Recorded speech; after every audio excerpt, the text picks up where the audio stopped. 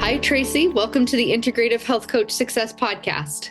Hi, Julia. Thanks for letting me be here today.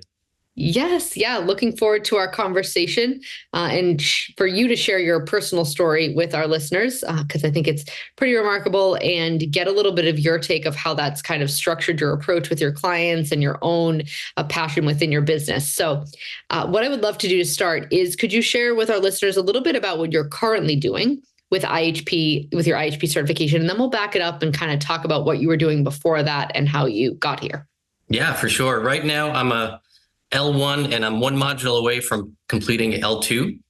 And I'm working with private clients virtually mostly. I do some local as well here, whether it's people from my church or family or extended family, things like that. And so that's what I'm doing. Great. Yeah. And so many people think that they have to have that level two to start working with clients or making an impact. And while all the functional medicine testing is wonderful, there's so much that can be done in so many ways to support clients, again, whether it be virtual or in person, with just a level one certification. And so starting. Oh, for sure. Yeah. I mean, I was seeing clients before level one. Level one really brought a lot of things together that I had been doing for the last probably 5 years prior to that in natural health, alternative health, and level one really brought it all together. So level two has just been fantastic to really build upon that and be able to have those tools to use with the labs. Yes. Great. Okay. So that's a good segue. So tell us what you were doing up until the point where you found AHP and enrolled in level one, and a little bit of kind of that backstory. And then I would love for you at some point to share your personal health story if you're open to it. Yeah. Looking forward to it. So sort of at the end of the personal health story, that's where helping others became a passion of mine. I've been doing that for a while. This is sort of my third act in life.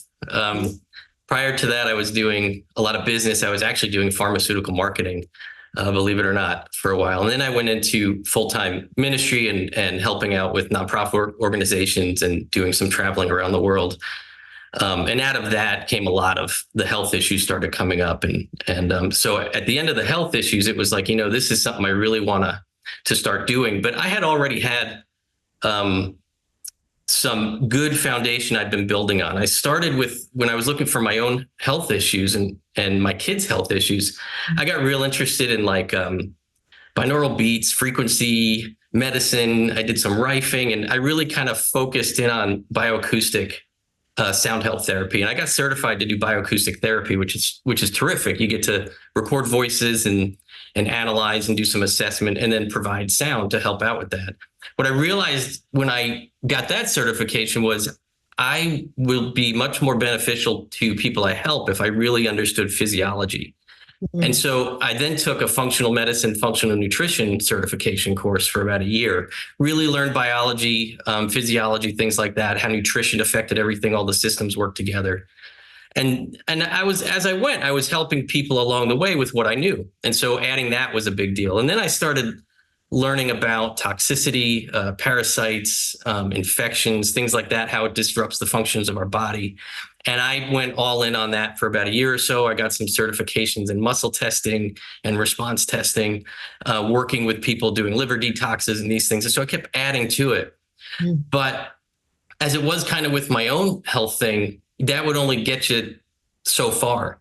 Mm-hmm. You can spend as much time detoxing as you want, but there's still other things that have to happen. So I had all this knowledge and education, and then I found Dr. Cabral, and everything I had been doing was all things he was talking about, but he talked about it in this holistic thing. Like even binaural beats, that's something he speaks about, and so that spoke to me too. Like it's okay to do these modalities and have these things, but he brought it together in such a way that just clicked, like instantly clicked with me, and I dove headlong into it, and I haven't looked back since. That's great. Yeah. The beauty with IHP is it does blend so many modalities. And while there's so much information, I think Dr. Cabral does this beautiful way of really streamlining the delivery so that you're getting all of the vast knowledge of so many modalities, but in a very concise, easy to understand, implement way.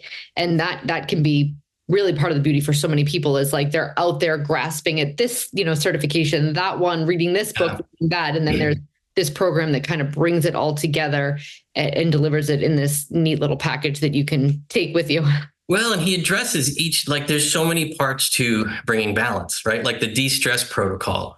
Just so like all of these modalities, whether it's IR or sauna or infrared or binaurals or Ayurvedic, the diet, exercise, they're all touching the stress cycle.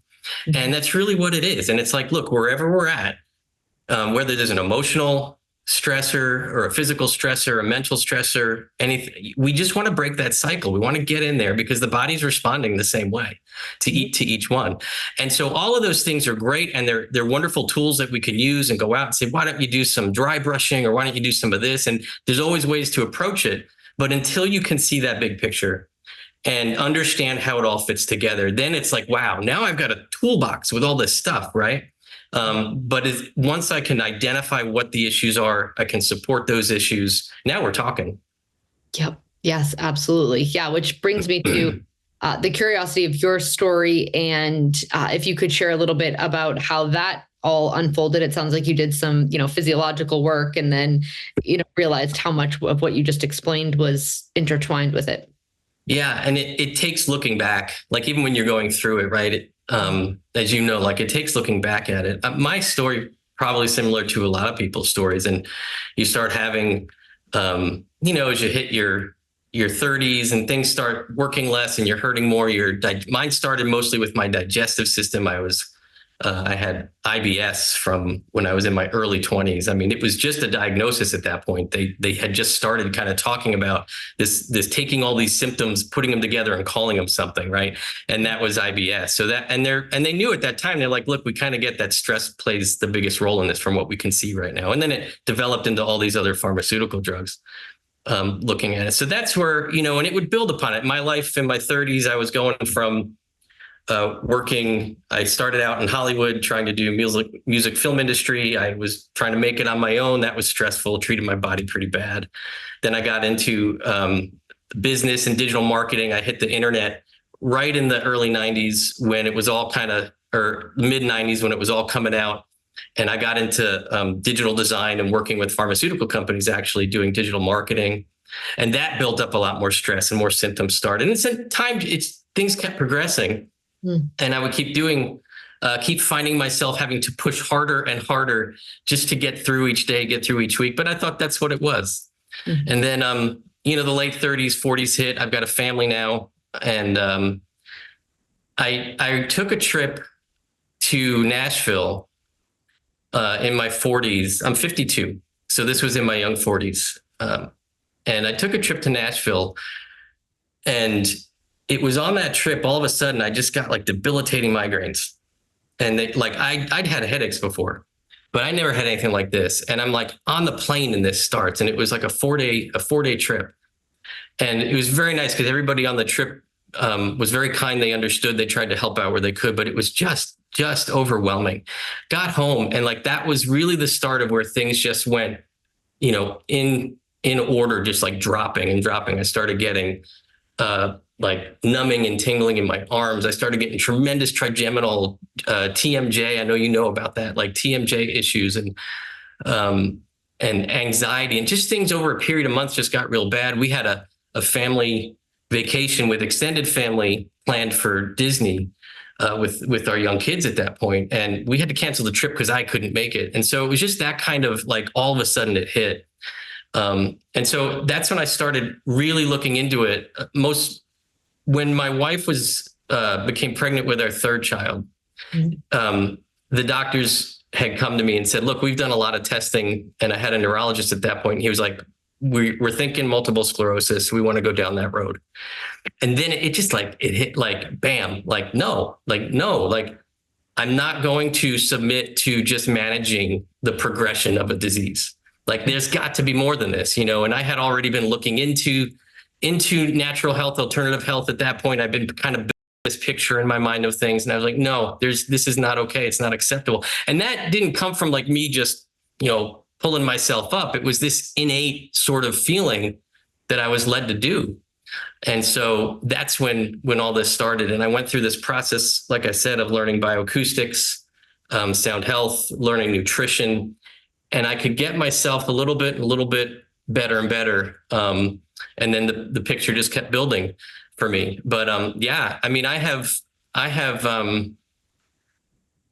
really reversed just about every symptom that I had through different detoxification methods. And I'll tell you, like, the thing that really pulled it together for me at the end was there was two things. There was emotional trauma from the past that I had to take hold of. I had to take ownership of that, and I had to stop deflecting those things and making excuses for things. I really had to look into it hard. I know you know that well.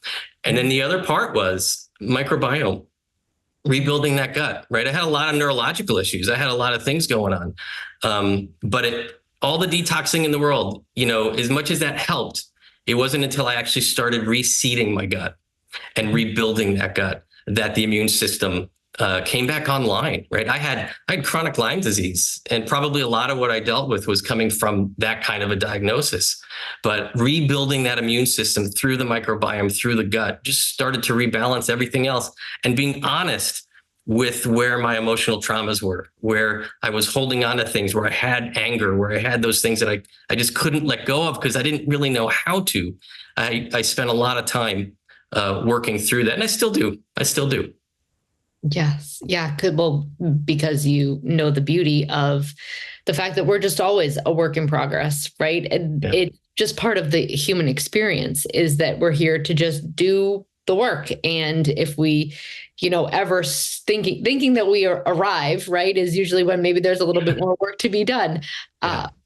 Thank you for sharing all of that. I, you know, personally resonate certainly with, you know, all of the trauma-based work, but I can see it so often in clients over the years where all of the physical stuff, right, brings us to a certain point, and then it's like, man, there's like that last 15% where like we can't break through. Get over the hump. Yep. Yeah. And, you know, I do tend to think that, you know, is a gut-based imbalance the result of whatever trauma or, you know, held and pent up anger? I think for men, the emotion of anger and shame, right, based around what our society kind of tells men to do with emotion is so significant. And, you know, how much does that play a role in the impairment of gut function, right? And now you're dealing with, okay, the physiological impairment of gut function that's lending itself to physiological type of symptoms. And it's kind of like what came first, the chicken or the egg? But when you address the chicken and the egg, it almost doesn't matter, right? Because you're supporting the whole coop and dealing with all of the ways, right? You know, when you had talked about the binaural beats and the, you know, the infrared sauna, and there, just like there's a bunch of physical, you know, ways to approach our health, there's a bunch of internal ways and emotional ways too. And we're not just this one stagnant being with one specific issue. Oftentimes you just peel back layers and you come to something else. And for a lot of people, I think they start with the physical, right? And for people who have the courage to go deeper, I think that's really where you see lasting change, because now you're dealing with a nervous system that isn't going to get triggered back into illness. Such a big deal, that being able to, and it's resilience, right? That's we're meant to go into those times of stress, like for a short time. And we've talked about this so much, I mean, throughout all the IHP courses there, but it's like that we're meant to go into that, but like the resilience to come out of it. And we lose that ability. Like we get stuck in that place. I mean, I remember the day that I live in central PA. And so we do campfires here. New Jersey, I grew up in New Jersey. I didn't know what campfires were till we moved out here. And so I really enjoy campfires now. But I remember the day that like I got to the point where my histamine response got so bad that if I sat in front of a campfire for more than 3 minutes, my wife would lose me for at least a day and a half. Like everything would get inflamed. Like my mast cell response just got so bad. Right. And so like those things just build up. And at some point you just need to like go in there and say, where do I break this cycle? I just got to break this cycle of stress response. My body just wasn't resilient. It couldn't get out of it. It didn't know how to get out of it anymore. It didn't have the ability. Yes. Yeah. And because we live in a world where, I think like you said, we're meant to deal with short-term stressors. We were meant to like run from the lion for maybe a day and then rest for 3, right? But there's just constant stimulation, constant stressors. I think being a parent in modern day society, they just came out with some study that parenting is stressful. And I don't know if you've seen that. Oh, I'll have to read that study. I'm not sure my experiences reflect that. No. I mean, I read this study and I was like, this is like actually almost They just study this? Insulting. Yeah. Like, great. You guys finally figured it out. But, it's that constant go, go, go. And if there's any sort of physical type imbalance, along with the inability to kind of, again, cope with the stress, that's what lowers our resiliency. That's what lowers our immune system. And then all this stuff can kind of manifest. And, you kind of described it beautiful in the sense that like, you got to start somewhere. Sometimes the picture is super overwhelming. Clients will come to us with mold and gut-based issues and histamine and hormones. And it's like, got to start at the bottom. And well, you said interesting when you talked about the gut issues. Where does that, is it start with the gut issue or does it end with the, from the emotional things? And when I look back at that period of time in my life where everything just collapsed, like within my body physiologically after that trip, I look at what happened just prior to that. And it was an extraordinarily emotional trauma in my work and friend circle of like divisiveness, betrayal, a lot of dishonest things being thrown out there without an opportunity to defend myself. It was just stuff, reputation, all this stuff like came out of nowhere. And it was like hugely impactful on me. Like I would call it a depression at this point, because it was like, how could this happen? How could this kind of thing just turn on a group of people like that? And it was devastating. And the stress from that, I didn't deal with it well then. I thought I did. I did the best I could with it. A lot of it I had to just absorb and stuff. But then dealing through that and realizing how much insecurity was there, how much vulnerability was there for me. And then it was within 2 years of that period where all this stuff started manifesting. I've been able to do some health workshops at my local YMCA, which is really kind of neat. And I just did one last week on chronic Lyme disease. And, when you study Lyme disease and things like that kind of stuff, like more than likely we all have some form of that pathogen in us, or one of the co-infections, Bartonella, Babesia, things like that, especially with people with pets, right? Like that stuff is easily transmitted. So it's like if we all kind of had that, there's usually like a point where there's enough ingredients in the recipe, right? And this is the rain barrel effect in a lot of ways. There's enough ingredients in the recipe. Now it becomes pathogenic. Now it starts to take over. And that's when we start to look at things and say, well, what did I get? Right. And that's where the disease condition comes in. And I found that that's one of the things I do with clients in the beginning as best I can, is try to show them, let's get out of a disease mindset. Let's get into a dysfunction mindset. And often that can be mental, emotional, those kind of things. We just want to break that stress cycle. Yes, absolutely. Yeah.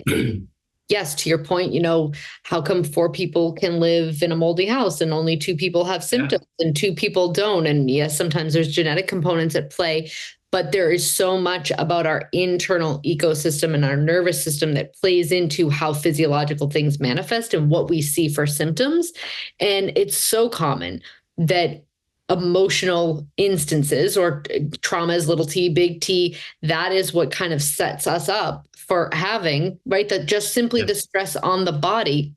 Your body doesn't know that was a work event and that your depression was a result of what was happening, right? Your body just knows that it was in major survival mode, It like shut down so much to be in survival mode, right? To survive the threat. That's what I believe like depression does, right? Depression, what does it do? It puts you in bed, it immobilizes you so that your body can actually cope with the significant physical impact that a stressor has on the body. And so if we always kind of, like you said, like have this dysfunction mindset rather than a disease mindset of my body is almost creating an environment to protect me rather than doing me wrong, right? My body's not rebelling against me. In fact, it's actually trying to help me survive. Yeah, I think it was Dr. Cabral who said it, if I'm misquoting him, but where it's like your body doesn't make mistakes. Your symptoms are your body doing its best to correct and find balance. So if you're feeling something, your body's like the release of cholesterol, right? Like it's doing something and we're trying to shut it down if it gets too high, but there's a reason behind it. And the body doesn't make mistakes. Its whole job is homeostasis. That's what it's trying to do. Yes, yes, absolutely. I'm curious what you had mentioned kind of your kids, and do you work with kids currently? Is that something that's you're passionate about? It sounds like they maybe had some health challenges as well. Yeah, I don't. It's funny. I don't turn anybody down. I've worked with like 6 months old, and I'm working with 95-year-olds, and so it's like I try not to say no because I think I can offer something to everybody. I'll be honest about what I can do. I'm saying, look, I'm really coming alongside you. I have a good understanding now of how the body works, how the systems work. And so I believe I can come alongside you and investigate this with you. And then, there's definitely things that the labs have really brought in a level of being able to show them what's going on. But yeah, so I've worked across the board. My kids, really and all of them have had something. And one of them, my son, when he was 3.5, we had my first daughter, she's 18. We did do the vaccines with her. We really didn't have incidents with her. And I had grown up in that environment, so that was what you did. But by my son, a few years later, I started to have some more thinking on myself about it, not just listening, but like thinking about it. So I said, let's hold off in the beginning. But then by 3.5 or so, I told the pediatrician, let's add a couple in. Well, she came in with like 5 or 6 all at once. And in less than 72 hours, he developed a scleroderma, autoimmune scleroderma condition, right where the shot was. And so he's been dealing with a chronic autoimmune condition ever since then. I did not choose to take the drug route, the pharmaceutical route, and suppress his immune system. We found some other ways to deal with it, and he does see a rheumatologist regularly for it, but we're still having to monitor that and deal with that. But that was really kind of a real start for me. And then since then, we've had other things with the kids and with antibiotic use, and then what that did metabolically to them, what they're dealing with now, insulin resistance, things like that, and high cholesterol with another one of my kids. I'll tell you a real interesting one. My oldest daughter, she doesn't mind that I talk about this because she really enjoys this part of it too, where we get to share. And, she's been my guinea pig on a lot of things, but she has dealt with anxiety for a long time, and social anxiety going into things, separation anxiety from home, things like that. Now she just started college, but we did the oats test, the organic acid test, we did the heavy metal test, and we did a food sensitivity test. Now she had been off gluten for a while because she knew gluten really bothered her digestively and things like that. And gluten didn't show up on the IgG, didn't show up on there. What did show up was eggs were off the chart. Like off the chart. So she started the elimination diet of eggs, and we put her on CBO because she had high yeast and a very targeted nutritional program based on the HTMA test. And within 3 weeks, like anxiety, done. And we're talking, and she ate eggs all the time, right? So like her immune system's constantly going, inflammation's constantly there. You got yeast that's part of the picture, candida that's constantly there creating inflammation. You take the simple inflammations away, and what would have been, some sort of mental pharmaceutical, something to help her with stress and anxiety. At some point, a doctor just was food. It was food, and it was the gut. And it was like, we're talking within 3 weeks. So we've had some really good stories with the kids. And it's given me a little bit to be able to say, yeah, I'll start trying to help anybody. I think I can bring something to the mix. I don't promise anything other than you'll start feeling better.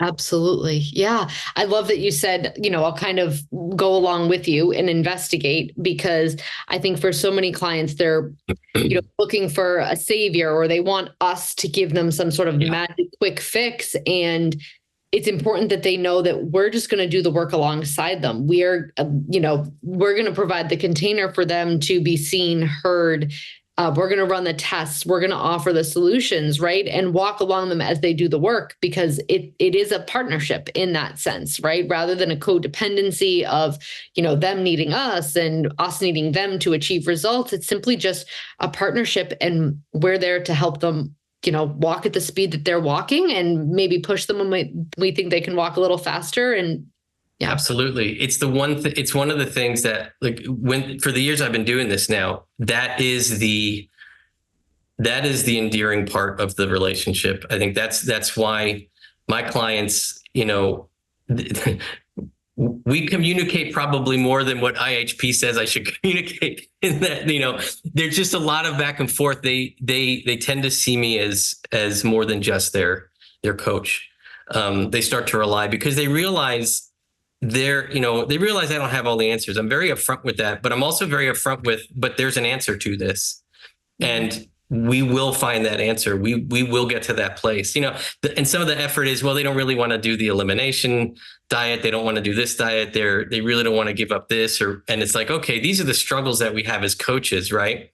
But ultimately we're filling that gap that they don't have with their doctors, or even a lot of their other alternative health people, because everybody, and this is the tension for us as providers, is we don't have the time to really do that with everybody.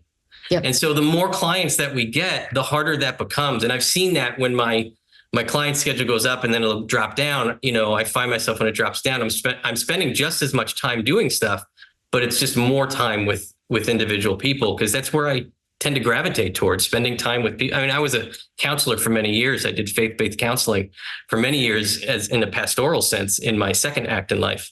And so I love that part of it. And then I went into life coaching, because I really love getting people to have just shift perspective a little bit, and then everything changes. And I loved a perspective shift like that. And so it's the same thing in health coaching. Right. Yeah. But I think, you said, I don't always have the answers, but, people will gravitate and want to spend time with you. And the simple human need for connection and feeling like somebody cares, right? They don't, I've said this quote a gazillion times on this podcast, but no one cares how much you know until they know how much you care. And they frankly would rather work with you, who they trust that you are caring and you're invested in their well-being, and you're somebody who they can trust and they can be vulnerable with, and who they can be seen by. And they'll let you go find the answers to the questions that they need, because they could meet with somebody who's a genius and has all of the answers to their questions, but they don't actually feel held, seen, supported, right? Or cared for. Yeah. And that, in my opinion, is very hard to teach. It's very hard to teach the kind of compassion that so many IHPs have. And it sounds like certainly your passion for supporting clients is probably what sets you apart, and what continues to kind of create these thriving relationships with clients. Before we kind of signed on, it was clear that that was one of your passions, is, kind of, like we said, walking alongside a client. And I'm curious if that was something that you got in your health journey, or is it that, and you realized the importance of it, or is it all of the work that you did physically, but more so emotionally, allowed you to show up that way for clients? That's a really good question. I don't think I received that kind of attention the way I'm doing it. And I may be doing too much. I may be going overboard with it, but I go with who I am. I go with what I do.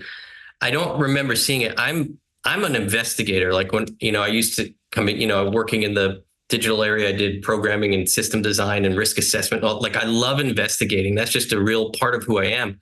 I'm also a creative. Like, I write music albums. When I was in Nashville, it was because I was doing an album, and I love music, and that was my background in college and all that. And so I have both of those things in me. And so they both exist. I think for me, when I was sick, there were some people that gave all they had to me, for sure. And, I consider them more than just providers or practitioners. I consider them more than that. I think God put them in my life. I think God puts people in our lives for things. And when I have a client and I get to have the privilege of that relationship, I see it as God allowed me to enter into this life. I don't have all the answers, but I certainly will give them everything I have, because I know what it means. When I did the BME course, the business mentorship thing with Dr. Cabral, it was, what's your message? For me, the message was, I was losing my life. I was losing the relationship I had with my wife and kids. I was losing the activities I had with them. I don't want to lose my life. I want to reclaim my life. I want to be able to walk in my purpose in life. I want to be able to walk towards this thing and have those relationships. How do I do that? I need to rebuild my health. I need to rebuild my health. And so I think as I walk forward with people, it's being with them, but also like they've talked, Dr. Cabral's talked about like imposter syndrome. We really need to get over that. We got to get over that. We are learning how to investigate. We're learning how to put the puzzle pieces together. We don't need to be PhDs to do that. We really don't. God's given us a tremendously complicated machine, this body, but he hasn't made it all that complicated for us to understand. The systems will take care of themselves if we take care of the systems. Right. Yes. And because we're not doing PhD intervention and we're simply rebalancing deficiencies and investigating toxicities, that is foundational based work, and suggesting a multivitamin isn't going to cause a ton of harm, right? Like, we're not doing these insane interventions. We're giving the body simply what it was designed to take and use. And it's very different than doing sick care based interventions, which are much more specific and needing, to understand a lot more when it comes to interactions and whatnot. So I completely agree as far as, needing to kind of just relax into the sense that simply supporting somebody on a wellness journey is very different than, what a doctor is doing. Oh, for sure. Yeah. Doing amazing work. And urgent, acute care is oftentimes very necessary. But when it comes to someone dealing with, frankly, I would say 98% of health complaints these days, right? Low energy, poor sleep, low mood, lack of drive, headaches. It can all, magnesium could fix just about all the ones I named. No kidding. It's one of those things where nobody realizes how incredibly depleted and deficient they are. And I would say that that's the first thing. And then what they're being exposed to on a daily basis that's wreaking havoc on their body. And it's not complicated. I'll share a quick story, because we do, and I really do, like, I take my kids to their doctor appointments. We take my son once a year to the pediatric rheumatologist in Pittsburgh to look at his autoimmune. We want to keep tabs. There's many tremendous tools, diagnostic tools, all that stuff in the medical world. And we don't walk away from that at all. We just have it in its proper place. But I remember it wasn't a couple of years ago, I went on one of our trips to the rheumatology department there. And the people that are at this hospital, there's like a whole world clinic going on for this particular type of pediatric scleroderma. And so I'm talking to these doctors who are like at the top of their field in this. And I said, you know what? I said, what's the next thing for autoimmune conditions other than just suppressing the immune system with prednisone, methotrexate, these kind of things? And they said, honestly, it's the microbiome.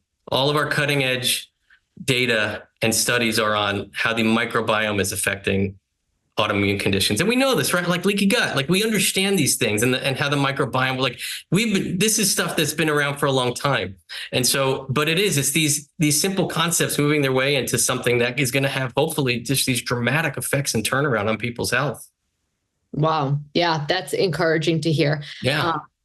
Because there is I think it's getting harder and harder to deny the connections, right, of things like gut health and food and all of that on our system. Again, we're the wealthiest country in the world and we're the sickest. And why is that, right? It makes no sense, because if access to healthcare truly was the predictor of positive health outcomes, we should be the healthiest and we are the sickest. And so Absolutely.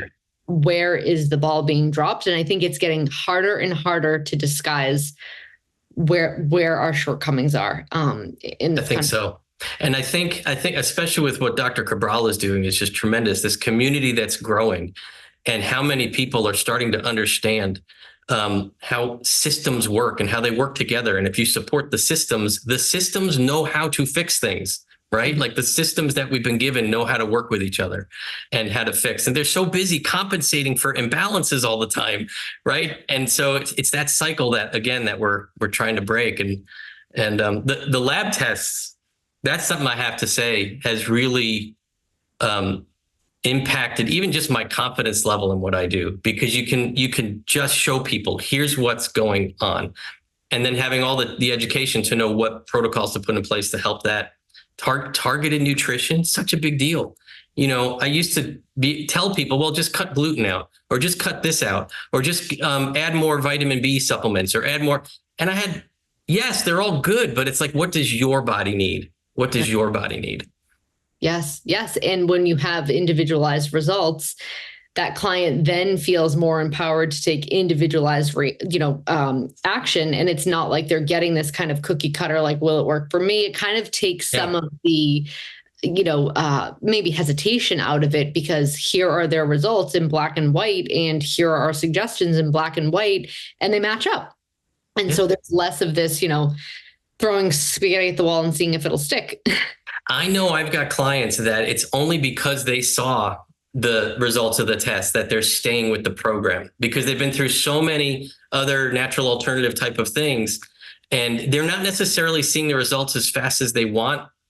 And so, but the fact that they know they're deficient in this, or they know this ratio is off, that's why they stay on, because they know, well, there's something to this, and sometimes that's what you need just to get them to stay the course.